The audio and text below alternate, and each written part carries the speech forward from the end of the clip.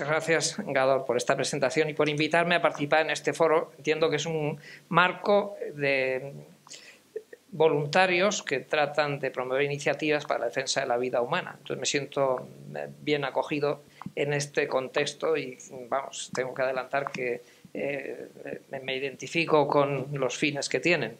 Sin embargo, también tengo que decir que para bien defender esa causa tengo que ser lo menos apasionado posible y frío en el análisis de los datos, porque posiciones apasionadas a primera vista parece que defienden mejor, pero a la larga son más débiles. Entonces, bueno, nos toca a los médicos, a los científicos, a los que estamos en el trabajo académico, hacer este ejercicio de rigor intelectual, científico, etcétera, ¿no?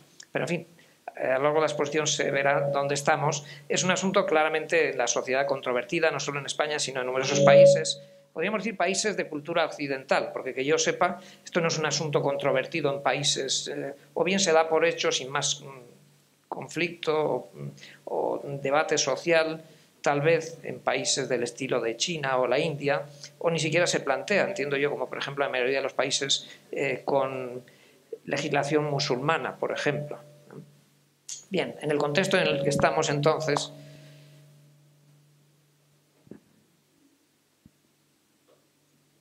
¿aquí qué pasa?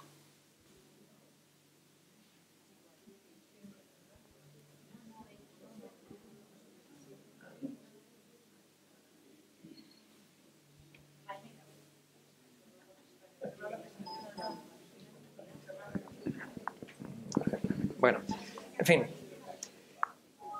vamos a ir adelantando algunas cosas. Me ha interesado pues, hacer un repaso sobre cuáles son las mujeres que más frecuentemente en España o en otros países toman la iniciativa de ir a un aborto provocado, qué perfil sociodemográfico tiene, quiénes son, por lo tanto, las personas afectadas por esta situación en comparación con algunos otros países. Bien, esto le... bueno, dicen que se acopla. Quería estar más cercano al público, pero en fin, tampoco estoy tan lejano aquí, ¿no? Bueno. El embarazo, el aborto, yo a veces a algunos estudiantes les digo, ¿cuál es la principal causa del aborto? El embarazo. ¿Y cuál es la principal causa del embarazo? La cópula sexual. Algo tan elemental que a veces se olvida, ¿no? Bien. ¿Qué ocurre? Pues hay un esfuerzo adaptativo para cualquier mujer, es una situación pues con emoción, a veces se vive con gran alegría, pero a veces con cierto conflicto. Entonces pone en marcha un esfuerzo adaptativo a una nueva situación y eso tiene diferentes desenlaces. ¿Cómo podemos saber qué ocurre tras un aborto inducido? Pues tenemos noticias por varios caminos, ¿no? Por ejemplo, a través de relatos de mujeres que nos cuentan su experiencia personal. O la experiencia de casos clínicos que tenemos los médicos, particularmente los psiquiatras, y que nos da una idea, casos, podríamos decir, anecdóticos. Pero esas muestras son autoseleccionadas y, por lo tanto, no son representativas de toda la población. Entonces, tenemos que apoyarnos sobre todo en estudios de diseño epidemiológico de grandes grupos de población. ¿Cuáles son las mujeres que abortan voluntariamente? Bueno, en España estos son los datos recientes, los últimos que nos da el Ministerio de Sanidad. En fin, vemos que hay un cierto aumento tanto de centros como número de abortos como de la tasa de abortos. Nadie se creía que con la nueva ley iban a disminuir, aunque había alguna persona en el gobierno que se atrevía a decir semejante cosa, ¿no? Antes de aprobarse la ley, que salió en el BOE el 3 de marzo de 2010, pues en una estadística anterior de 2008 la tasa era de 11,8 por 1.000 mujeres de entre 15 y 44 años. El año 2008 hubo 115.000 abortos, que ya es decir, ¿no? Si se pusieran todos juntos en un campo enorme sería una masa tremenda. Solteras 68%, sin hijos previos 47%, asalariadas un 62%, con estudios universitarios un 14%, con algún aborto previo nada menos que un 34%. Razones aducidas antes de la nueva ley: 0,02 violación, 2,86 riesgo fetal y 97% peligro para la vida o salud física o psíquica de la embarazada. Bueno, sabemos que es sobre todo psíquica. Esto no es un hecho aislado de España, como veremos después. Por ejemplo, en Inglaterra y Gales, con las estadísticas disponibles, o en Nueva Zelanda también ocurre algo parecido. En 2011, pues estas son las cifras, las mujeres afectadas. La tasa la edad con la tasa más alta es de entre 20 y 24 años, mujeres con nivel educativo elemental o medio. El predominio en trabajadoras por cuenta ajena o desempleadas. En origen nacional son españolas un 61%, de América del Sur un 18%. O sea que yo creo que hay una, aunque he discutido esto con una compañera mía de departamento, a mí me parece que hay una sobrerepresentación de extranjeras, porque no creo que las españolas en la población general solo representen el 61%. Con al menos un aborto provocado previo un 36%, sin hijos un 45%, motivo, con la nueva ley, a petición de la mujer, en un prácticamente 90%. Bueno, viene a sustituir lo que antes se aducía por peligro para la salud mental. El tiempo, pues el 89-90% en las primeras 12 semanas. En la mayoría de los casos se hace en centros extrahospitalarios y en un 97% se trata de centros privados. Nos da un perfil del marco, ¿no? En otros países, por ejemplo, europeos, Dinamarca o Noruega, un perfil algo parecido. Mujeres solteras en Dinamarca, menores de 20, con 2 o más hijos, no cualificadas, inmigrantes. En Noruega, pues sin pareja, las que se consideran agnósticas, con alteraciones psiquiátricas previas. Interesante el dato. Un artículo reciente, 2011, en el New England, que siempre es una revista muy influyente, pues las que abortaron tenían tasas mucho más altas de enfermedad psiquiátrica en los meses anteriores al aborto, en los 9 meses anteriores, del orden de casi el 15%, comparado con el 4,8% aproximadamente que se daba en las que llegaron a término. Este es un estudio danés también. O sea que quienes van a abortar, hay una sobrerepresentación de mujeres con algún trastorno psiquiátrico previo. Eso, en términos epidemiológicos, hay que, ya que no podemos hacer experimentos porque es inviable, sí tenemos que controlarlo, como se dice, estadísticamente. Hay procedimientos matemáticos que permiten saber el peso que tiene cada variable que entra en juego. En Estados Unidos, comparadas con las que no han abortado, son de mayor edad, mayor nivel educativo. Es un perfil algo distinto en Estados Unidos. Separadas, divorciadas o viudas, de raza negra, etcétera. El aborto repetido también es digno de estudio. ¿Quiénes son las que repiten? Pues hay algunos estudios norteamericanos, pero en fin, no me voy a entretener ahora. La edad también influye. Un estudio muy interesante en Australia de jóvenes mujeres que abortan, ¿qué características tienen? El dar a luz simplemente, o sea, para compararlo con otros grupos, con mujeres que dieron a luz o con mujeres que tuvieron abortos espontáneos, no provocados. Pues el dar a luz, comparado con mujeres jóvenes que no son madres todavía, pues se asocia a tener dependencia nicotínica. El tener un aborto espontáneo se asocia a abuso o dependencia de alguna droga ilegal, distinta de cannabis, y también a dependencia nicotínica. Y el aborto inducido, insisto que se trata de mujeres jóvenes, menores de 21 años, se asoció a abuso o dependencia de alguna droga ilegal, distinta de cannabis, a abuso o dependencia de alcohol, a dependencia nicotínica o algún trastorno de ansiedad. Es decir, que apunta a la idea de que las mujeres con algún trastorno psiquiátrico previo es más probable que vayan a abortar que aquellas que tienen, se da más entre ellas que entre quienes no tienen trastornos previos. ¿Y qué es eso de una complicación psiquiátrica?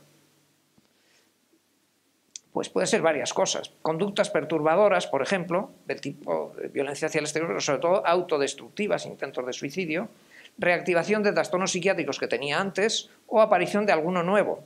Por ejemplo, depresión, trastorno de estrés postraumático, diferentes trastornos de ansiedad, etcétera, ¿no? O abuso de sustancias. ¿Y qué pasa después de abortar? Bueno, pues hay un estudio, unos autores que publicaron 2 trabajos con un seguimiento a los 2 años, en ambos casos en revistas internacionales importantes, y después con un seguimiento a los 5 años. Unos autores de Suecia. Es interesante ver en estas curvas. En la primera, aquí vemos cómo hay una sensación de alivio. Es decir, algunas experimentan y refieren un sentimiento positivo, han sentido alivio. Por supuesto, mucho más en la línea azul quienes tuvieron un aborto provocado que quienes tuvieron un aborto espontáneo. En cambio, sentimiento de duelo, de pena, pues obviamente, como cabía esperar, se da más en quienes tuvieron un aborto espontáneo. El sentimiento de pérdida, igualmente más frecuente entre quienes tuvieron un aborto espontáneo. Sin embargo, el sentimiento de culpa, más intenso y sobre todo duradero, hasta el tiempo 4, a los 5 años todavía persistente, en una puntuación significativamente mayor en quienes tuvieron un aborto provocado. Es decir, el sentimiento de culpa se arrastra durante largo tiempo en este estudio escandinavo. Se ha puesto mucha atención sobre el trastorno de estrés postraumático, ya adelanto que algunos autores españoles como Gómez Lavín y Zapata han dicho que se trataba de síndrome posaborto. Yo creo que no se debe hablar de síndrome posaborto en términos médicos. Pero en fin, ellos en su artículo refieren que se trataba de trastorno de estrés postraumático. Pues este estudio escandinavo también estudia la presencia de intrusiones y la presencia de conductas de evitación. Entonces, al comienzo, o sea, se estudian en varios tiempos, a los 10 días del parto o a los 10 días del aborto, a los 6 meses, a los 2 años y a los 5 años. Entonces tenemos ahí que, aquí vemos,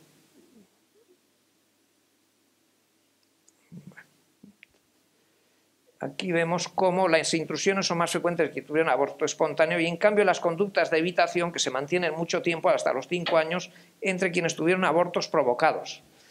Estos son rasgos definitorios para el diagnóstico, obviamente pues se ve más presente síntomas de intrusión, por ejemplo pesadillas por la noche o reviviscencias durante el día, se describen con el término inglés flashbacks o reviviscencias, pues aparecen más temprano. Y en cambio las conductas de evitación, fíjense, como criterio para el diagnóstico están muy presentes a lo largo de 5 años, con todo todavía es una minoría de las afectadas, un 20%, pero claro, comparado con con un 3% en quienes tuvieron el parto.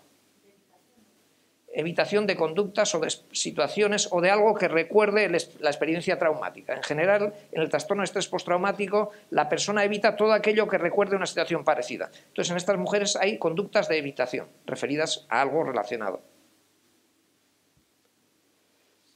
En fin, cuando se hacen cálculos matemáticos, pues se ve que las conductas de evitación predicen predictoras de intrusión o de evitación. ¿Qué es lo que predice la conducta de evitación? El pertenecer al grupo de aborto con una fuerza matemática muy intensa de 4,5 y el haber tenido culpa o vergüenza a los 10 días del aborto, también con un coeficiente fuerte de 3 y pico. Hay diferencias culturales, es decir, el marco en el que está la mujer influye. Si en un marco cultural la mujer se ha visto educada en que abortar es una cosa normal, que no tiene ninguna importancia, le afecta menos el abortar, lo considera un asunto más trivial, como muestra la comparación de este estudio entre mujeres rusas y mujeres norteamericanas. Entre las rusas se podía diagnosticar el trastorno de estrés postraumático tras el aborto no llegaba al 1%, mientras que en las norteamericanas el 14%. Y síntomas aislados de este trastorno sin llegar al diagnóstico un 13% frente a un 65% respectivamente. O sea que lo que quiero decir con esto es que el marco cultural o aquello donde se coloque la mujer pues va a influir en cómo reacciona, obviamente. O sea, la reacción va a influir en las consecuencias que tenga. ¿Cuáles son las complicaciones psiquiátricas? Ya hemos dicho antes que entendemos por complicación psiquiátrica. Pues tengo que adelantar que es un asunto objeto de controversia. Hay diferentes estudios específicos, con estudios epidemiológicos, con distintas muestras de población general, más en Norteamérica que en Europa, pero también estudios europeos. Y es un asunto objeto de controversia. Es decir, es difícil que los investigadores se sustraigan a su perfil, a su preferencia, a su posición personal. Se mire por donde se mire, cuando se investiga, pues al final es muy difícil, porque cuando alguien dice que le da lo mismo, pues de alguna manera eso es tomar posición también, o no es tomar posición. El potencial daño, pues ha habido estudios, por ejemplo, el año 1989, podríamos decir, el ministro de Sanidad del Gobierno de Estados Unidos dijo que evidencia empírica no concluyente. Claro que la evidencia empírica no concluyente, gran parte de la controversia se ha llevado a que, ya que no es concluyente, pues no hay nada que objetar al aborto. El que no sea concluyente no quiere decir que no pueda causar daño, sino que ese estudio o esos estudios no lo han demostrado. Lo cual es muy distinto desde luego, ya adelanto que ningún estudio de autores de distintas posiciones, ningún estudio ha podido mostrar ningún efecto beneficioso de provocar el aborto. Eso es unánime. En el año 94, el Colegio Británico de Psiquiatras pues hizo una declaración en el mismo sentido de la anterior norteamericana, pero en 2008 las hojas informativas debían incluir el riesgo de depresión tras el aborto en el consentimiento informado. Hay un estudio de revisión de un autor de apellido Charles, en una revista que se llama Contraception del año 2008, que trata de clasificar los estudios en cuanto a mayor o menor rigor metodológico. Cada uno de estos estudios, a su vez, ha sido criticado por otros distinguidos investigadores, incluido este también ha sido criticado. Pero este, por así decir, señala las bases sobre qué requisitos metodológicos deben tener los estudios. Dice que llegan a resultados neutros o mixtos, es decir, que ni fu ni fa o que hay mezcla de sí y no. Pero aún este autor, estos autores de este trabajo, que claramente están en una posición más favorable a lo que se llama que la mujer opte por elegir con libertad lo que quiera, pues sin embargo no llegan nunca a demostrar que haya ningún efecto beneficioso, sino como máximo mixtos o neutros. Fue notable un informe que publicó la Asociación de Psicólogos de Estados Unidos en el año 2008, que acabó concluyendo diciendo que un aborto único no es una amenaza en mujeres con una serie de condiciones. Cuando luego se lee la letra pequeña, otras mujeres sí que están afectadas. He traído aquí una frase de la Asociación Americana de Obstetras y Ginecólogos Pro-Life. Bueno, si se me permite usar algún término inglés como pro-life, quiere decir en favor de la vida, o pro-choice, en favor de que la mujer elija, ¿no?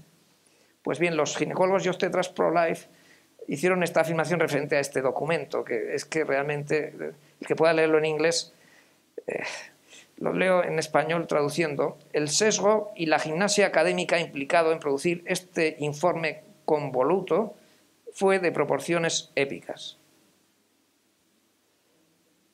Bueno, ¿cuáles son los trastornos asociados en la población general?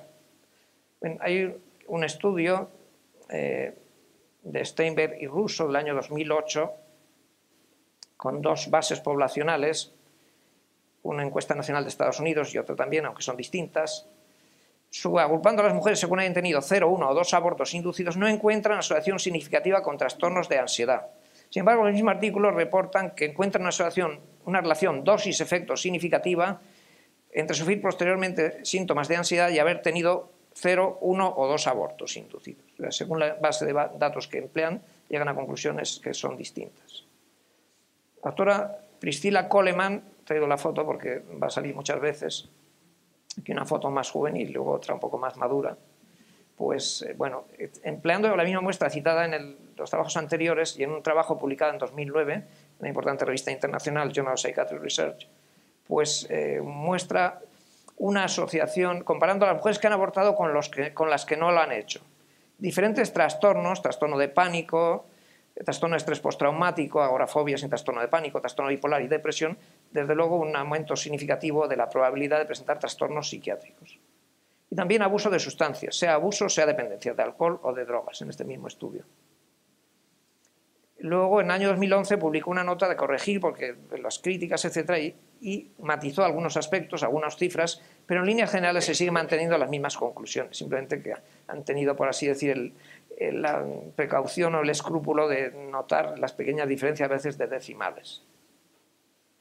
Luego hay una serie de estudios en que registran muertes y suicidios. Los escandinavos tienen muchos registros de población. O sea, la gente, cualquiera de los habitantes, está en los archivos del Estado hasta en los más mínimos detalles, lo cual pues hace posible muchos estudios. Estudios de registros se llaman.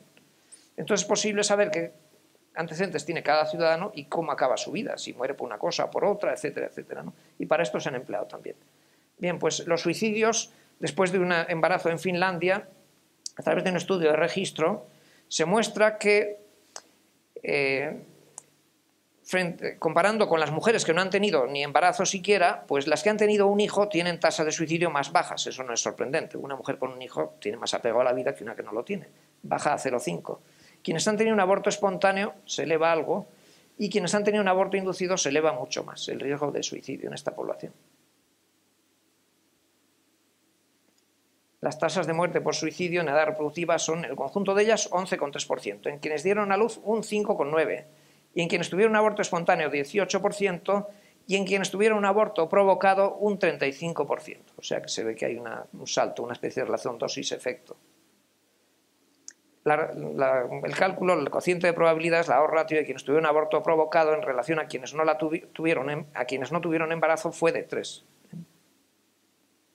Y en California, otro estudio, mortalidad asociada al aborto inducido de un primer embarazo en comparación con quienes dieron a luz y sin antecedente de aborto provocado, la tasa de muerte por suicidio se multiplicaba por 3.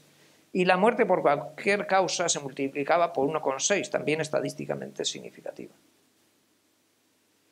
Entonces, otros estudios, la metodología incluye tener en cuenta las características sociodemográficas, antecedentes, si tenía o no trastornos previos la mujer, en fin, una serie de condiciones para que un estudio se pueda dar por válido. Entonces, diferentes eventos obstétricos significa que el embarazo acaba en parto feliz, en parto con muerte, pero en fin, en general en parto, llega a término, aborto espontáneo o aborto inducido, en estudios de cohorte. Entonces, este señor de Nueva Zelanda, David Ferguson, ha escrito una serie de trabajos bastante importantes, muy importantes diríamos, en una muestra de mujeres que desde que nacieron han sido seguidas hasta la edad de 30 años, en muchas características. Se han producido multitud de trabajos en otros aspectos distintos del aborto también, pero incluso también el aborto. Este es un estudio cuando tenían la edad de 25 años y el de arriba cuando tenían la edad de 30 años, el mismo estudio de cohorte. Pues tomando los datos del año 2006, con 25 años, comparados con mujeres no embarazadas, las tasas de varios trastornos psiquiátricos se ve cómo se elevan. Y también con mujeres embarazadas sin aborto inducido, pues también se elevan. Es decir, se compare con unas o se compare con otras. Esta figura la hicimos nosotros con el artículo que publicaron después, a los 30 años, la figura no es de ellos sino nuestra, como el riesgo relativo asocia a diferentes eventos obstétricos en un modelo concurrente, en fin, no en detalles de metodología para no marear. Pero en fin, en líneas generales, un nacimiento tras embarazo deseado tiene una tasa comparada con el 1 de 0,93, no se distingue significativamente. Un nacimiento tras embarazo no deseado tampoco. Un aborto espontáneo aumenta, está en el límite de la significación estadística, y un aborto inducido ya se multiplica el riesgo de manera estadísticamente significativa por 1,37. En fin, hay cifras referentes a diferentes trastornos psiquiátricos, en lo que me voy a entretener. Y en la discusión del artículo, he traído aquí en inglés, los autores de este trabajo dicen que tienen implicaciones legales para el estatus del aborto en sociedades tales como Nueva Zelanda o el Reino Unido, donde más del 90% de los abortos se autorizan sobre la base de peligro para la salud mental de la madre. Y dice, el aborto es asociado con unos aumentos de riesgo de problemas de salud mental. No se observó ninguna elevación significativa para quienes tuvieron embarazos no deseados, que los llevaron a término. Es decir, que de ninguna manera se puede invocar beneficio para la salud mental, no hay ninguna base científica. El médico que firme esto se está columpiando científicamente. Y en su discusión también argumentan a favor de una relación de causalidad. En general, la investigación, como sabe la doctora María Díaz Marsa, pues somos muy cuidadosos cuando queremos establecer una relación de causalidad. O sea, hay que tentarse la ropa muchas veces. Este autor, en una revista tan importante como el British Journal of Psychiatry, pues, y a pesar de que es un autor que no es particularmente pro-life, o sea, que es muy al margen, o sea, dice que él le da lo mismo una cosa que otra, pero sus datos son estos, ¿no?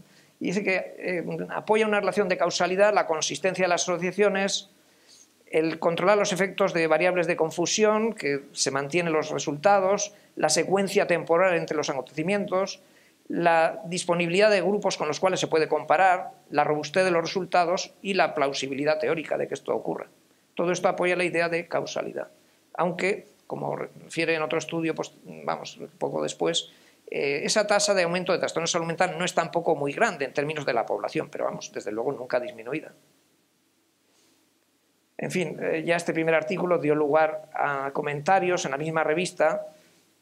Es interesante que en la declaración de interés, normalmente los médicos nos piden que digamos si nos paga una compañía farmacéutica viajes, honorarios, si tenemos acciones, etcétera, por si acaso nuestros trabajos están sesgados a favor de un medicamento o de otro.